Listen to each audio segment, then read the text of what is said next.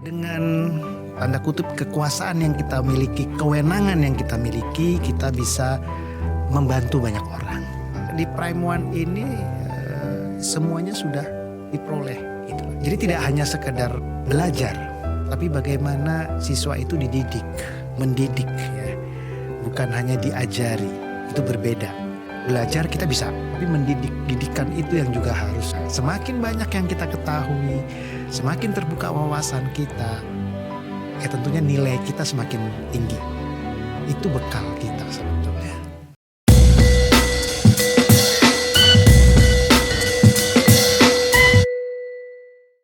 Hello Prime People, how have you been? Udah pada nungguin ya? Dan pasti pada penasaran dong sama guest star kita kali ini yang tadi ditayangkan di video?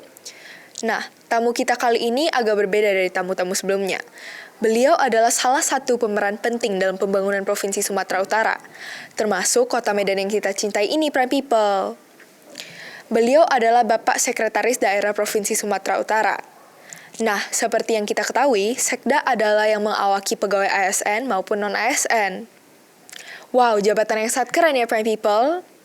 Now, without waiting any longer, I'm Hazel, and let us welcome our special guest star today, Bapak Arief Trinugroho. Halo Bapak Arief, welcome to Prime News Podcast. Apa kabarnya? Baik, alhamdulillah sehat. Pak. Nah, sekarang kita mulai nih ya Pak. Boleh. Karena banyak banget nih Prime People yang penasaran sama Bapak. Boleh dong diceritain perjalanan karir Bapak sedari awal sampai sekarang bisa dipercaya menjadi Sekda itu gimana sih Pak? Oke, baik.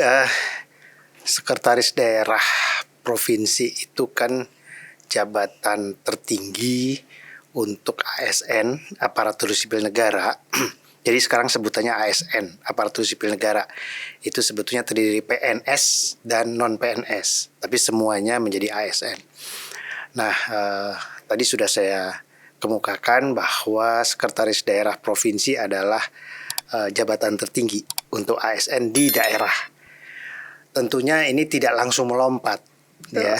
Tentunya melalui tahapan-tahapan step by step, karena kita adalah birokrasi sama dengan TNI, Polri dan lain sebagainya, beda dengan mungkin perusahaan swasta atau di jalur politik.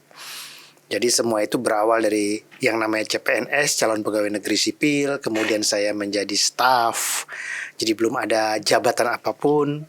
Kemudian naik menjadi eselon 4, kepala seksi, bahkan dulu itu ada eselon 5. Jadi saya sekarang sudah tidak ada itu. Jadi saya menjalani itu eselon 5, eselon 4, kemudian eselon 3. Eselon 3 itu biasanya kepala bidang, ya, atau sekretaris biasa disebut. 2 kali kepala bidang, kemudian saya menjadi kepala dinas di pemerintah kota Medan. Setelah beberapa kali menjadi kepala dinas di beberapa perangkat daerah dan juga asisten, kemudian 2018 kemarin mutasi ke pemerintah provinsi. Jadi kepala dinas di provinsi itu lebih tinggi daripada kepala dinas di pemerintah kota kabupaten. Setelah menjalani sebagai kepala dinas waktu itu penanaman modal dan pelayanan terpadu satu pintu, kemudian menjadi asisten, dan terakhir naik menjadi sekretaris daerah. Jadi memang ada step by step, itu memang harus dilalui. Perjalanan panjang ya Pak. Panjang selama 30 tahun. Oke Pak. Saya baca-baca juga nih ya Pak, Bapak Arief itu hobinya menuntut ilmu setinggi langit ya. Boleh nggak Pak kira-kira di-share ke Prime People latar belakang pendidikan Bapak itu apa sih? Dan menurut Bapak, jabatan Bapak sekarang itu sesuai tidak dengan pendidikan yang Bapak tempuh sebelumnya? Baik. Kalau pendidikan secara umum selalu kita melalui yang namanya yang formal itu kan sekolah dasar, sekolah menengah pertama, SMP, SMA, sekarang SMU namanya. Dan kemudian saya kuliah ini saya, tapi jangan diikutin ini ya. Saya pernah kuliah di 3 universitas, tapi yang lulus cuma 1. Ya, jadi pertama kali saya keterima di STAN, Sekolah Tinggi Akuntansi Negara. Jadi itu di Jakarta, di bawah Kementerian Keuangan, tapi hanya sebentar, kurang dari 1 bulan. Kemudian ada pengumuman, waktu itu saya diterima di ITB, Institut Teknologi Bandung, di jurusan planologi. Jadi saya ke ITB akhirnya, itu yang kedua kan.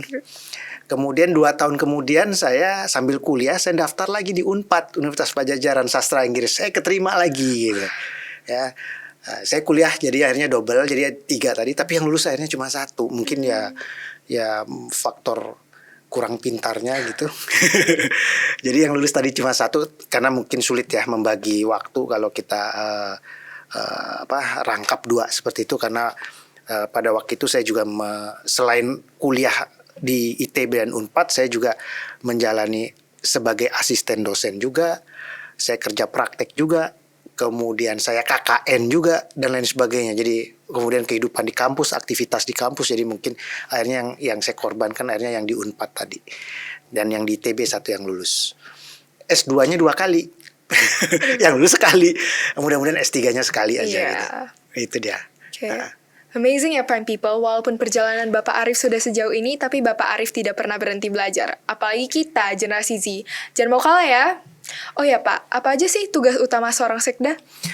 Jadi gini, kalau menggambarkan paling gampang saya analogikan sebagai tubuh gitu ya, pemerintah provinsi atau pemerintah kabupaten kota itu sebagai satu tubuh. Jadi yang namanya kepala itu adalah gubernur dan wakil gubernur gitu, itu satu kesatuan, atau wali kota, wakil wali kota, atau bupati dan wakil bupati. Nah, sekda itu dianalogikan seperti apa? Leher. Kemudian ini semua nih. Jadi seperti di pemerintah provinsi Sumatera Utara itu ada 23.700 pegawai. Ya.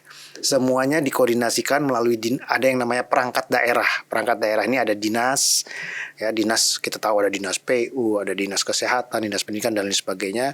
Kemudian juga ada badan perencanaan pembangunan, badan penelitian dan pengembangan dan lain sebagainya. Kemudian ada seperti Satpol PP-nya dan lain sebagainya. Jadi itu namanya perangkat daerah.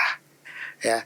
Nah, semua pegawai ini di bawah perangkat daerah tadi. Kemudian dikoordinasikanlah oleh satu orang tadi, oleh sekretaris daerah untuk menyambung, jadi mengkoordinasikan, menyambung dengan kepala daerah tadi. Karena kalau kepala daerah kan non ASN, ini pejabat politik yang dipilih oleh rakyat ya, setiap 5 tahun sekali. Gubernur, bupati, wali kota itu dipilih oleh rakyat di dalam pemilu daerah, pemilihan kepala daerah.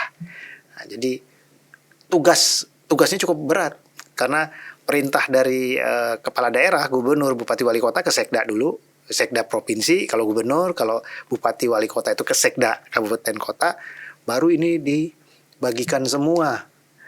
Jadi Bapak jadi kayak jembatannya gitu ya? Iya, itu jadi koordinatornya deh. Nah, itu dia. Oke, tanggung jawab yang sangat besar ya. Oh ya Pak, kira-kira apa aja sih suka dan duka menduduki jabatan Bapak sekarang? Dukanya hampir nggak ada. Ada. Dukanya ya kalau dibilang capek ya, semua kerjaan capek ya. Iya, pasti Pak. Ya apalagi kita tuh sebagai sekda tuh sebagai jenderalnya ASN tadi ya, ngurusin kalau di pemerintah provinsi Sumatera Utara 23.700 pegawai kurang lebih. Itu saja sih tapi kan dengan istirahat kita sudah ini. Jadi jangan harapkan sekda itu bisa pulang di bawah jam 9 malam, itu pasti udah di atas jam 9 malam kalau rata-rata. Itu duka, tapi saya anggap bukan sebagai satu duka karena memang sudah dari muda juga terbiasa bekerja sampai larut malam gitu ya. Mungkin hobi juga atau workaholic orang bilang, nggak tahu juga ya. Kalau sukanya banyak artinya dengan tanda kutip kekuasaan yang kita miliki, kewenangan yang kita miliki, kita bisa membantu banyak orang ya. Tapi tanggung jawabnya juga besar. Artinya kalau gagal program-program untuk masyarakat ini, ya itu juga tanggung jawab sekda juga gitu. Tapi kalau melihat ini ada satu yang berhasil gitu ya. Contoh misalnya angka kemiskinan turun gitu kan. Jadi semakin sedikit orang miskin di Sumatera Utara. Aduh, rasanya seneng bener gitu. Betul. Tapi kalau sebaliknya, waduh, itu dia dukanya. Jadi sedih itu rasanya. Itu dia. Oke. Oh ya Pak, berhubungan dengan posisi Bapak sekarang, menurut Bapak apa aja sih yang masih perlu dibenahi di Sumatera Utara ini? Di mana nih? Di birokrasinya atau di pemerintahannya atau di luar pemerintahannya yang perlu dibenahi? Mungkin di luar pemerintahannya dulu. Kalau di luar pemerintahannya sih yang dibenahi kan kita punya program. Pertama tentunya infrastruktur itu jalan ya, betul. Jalan, drainase itu karena jaringan jalan tadi itu membuka atau menghubungkan antara satu daerah lain. Ya, yang namanya ekonomi itu bisa bergeliat, bisa bergulir dan bisa meningkat pertumbuhan ekonomi. Artinya gini, gampangnya kalau pertumbuhan ekonomi itu meningkat berarti masyarakat rakyat juga makin sejahtera. Betul. Gitu ya. Nah, ini salah satunya faktor utamanya adalah infrastruktur yang terbangun gitu tadi. Yang kedua, selalu dua hal pelayanan publik itu yang paling utama, apa itu? Kesehatan dan pendidikan. Itu dia. Jadi itu terus kita benahi. Jadi tidak ada kata ini sudah bagus, nggak ada. Ya, untuk infrastruktur, pendidikan, kesehatan, walaupun sudah sebagus apapun harus terus kita tingkatkan terus. Karena memang itu kuncinya. Ya. Siap Pak, saya setuju sih. Setuju ya? Iya Pak. Oh ya, sudah tadi kan agak tense nih. Gimana kalau kita main games dulu biar kita bisa terhibur, Prime People juga bisa terhibur ya Pak. Ini tebak-tebakan sih Pak. Oke. Rambut putih namanya uban. Rambut merah namanya pirang. Kalau rambut hijau namanya apa? Rambut hijau. Bentar. Rambut putih uban. Uban. Oke. Rambut merah pirang. Rambut hijau, rambut ya. Rumput kali ya? Aduh, bukan. Coba tebak lagi, Pak. Rambut sih ya, Bu. Itu rumput bukan rambut ya? Bukan dong. Rambut hijau. Ya orang yang di chat itu kayak di TV itu kan kita ngeliat tuh yang pada rambutnya hijau tuh. Ya. Tapi jawabannya rambutan belum matang, Pak. Oh iya. Rambutan belum matang. Iya. Kalau rambutannya yang gundul itu yang nggak ada rambutnya. Aduh, botak dong Pak. Iya, itu nggak ada hijaunya tuh. Iya Pak. Oke, sekali lagi nih ya. Minyak apa yang bikin happy? Menyaksikan pertandingan sepak bola. Aduh, hampir betul. Iya. Ya kalau saya itu aja nanti World Cup Piala Dunia menyaksikan. Iya. Menyaksikan kehadiran Bapak Arif di sini. Ya Pak. Izin sedikit lari nih topiknya. Kebetulan kan anak Bapak bersekolah di sini juga ya. Iya.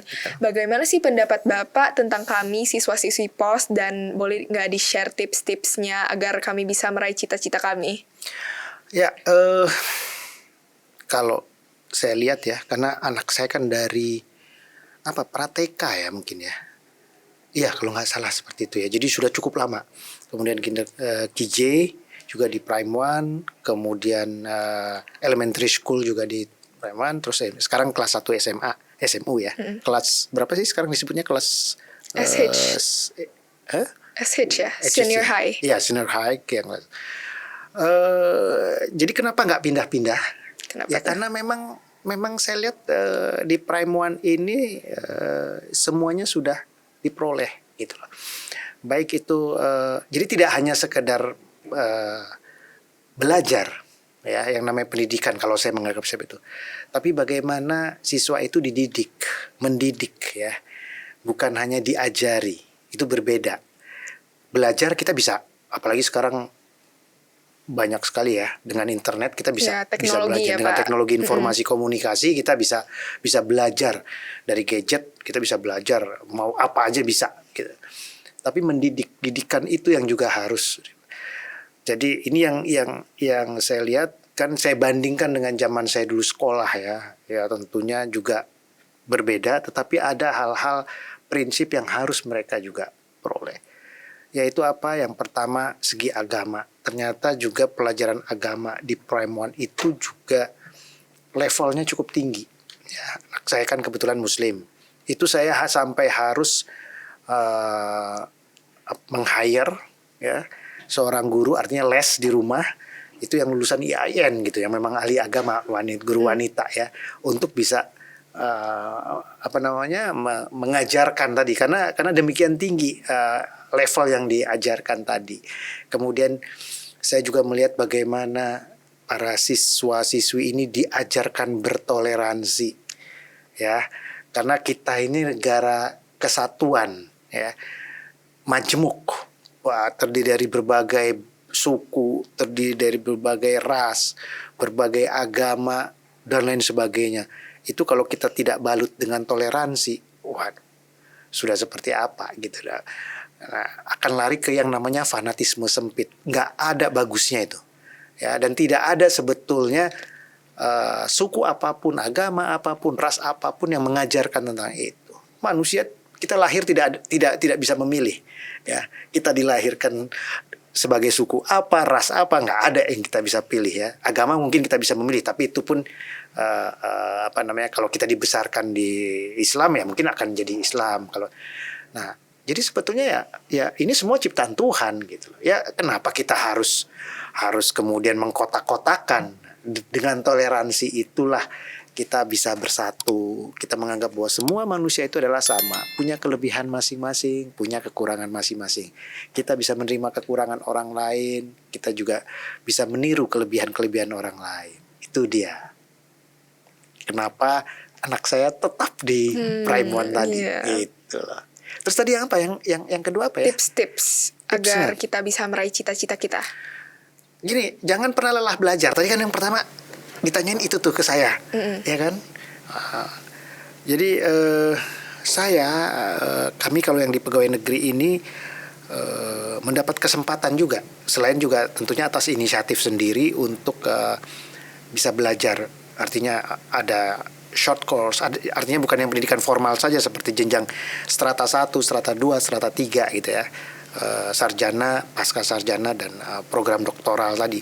Tetapi juga ada yang sifatnya postgraduate yang short course, bisa 3 hari, bisa seminggu, bisa 1 bulan, bisa beberapa bulan. Ini harus dimanfaatkan. Kenapa? Ini adalah investasi untuk diri kita sendiri ya. Kalau kita punya duit, kita investasi secara materi, itu untuk kehidupan kita, tapi untuk diri kita sendiri investasinya apa? Belajar. Nah, itu yang saya lakukan dari sejak saya mulai masuk pegawai staff. Begitu saya masuk, setahun kemudian saya sudah bisa belajar tentang urban management nih. Kebetulan karena basic saya juga perencanaan kota, urban management di Rotterdam di Belanda, ya kan. Dan kemudian terus diikuti. Jadi saya bisa jalan-jalan, saya bisa traveling around the world, tapi saya juga bisa dapat ilmu juga nih. Caranya ya kayak gitu. Nah, semakin banyak yang kita ketahui, semakin terbuka wawasan kita, ya tentunya nilai kita semakin tinggi. Itu bekal kita sebetulnya. Ya, itu dia. Tipsnya sih sebetulnya itu aja, jangan pernah lelah belajar. Plus berdoa, ya, karena kita belajar apapun kita percaya adatnya Tuhan, ya kita berusaha, tapi tentunya takdir Tuhan juga yang menentukan. Tapi kalau kita tidak berusaha ya nggak mungkin kita bisa berhasil. Itu dia, 2 tips saja.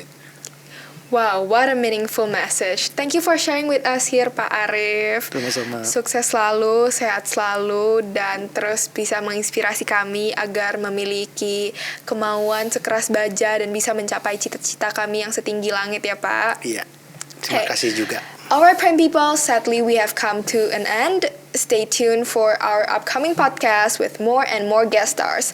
Bye!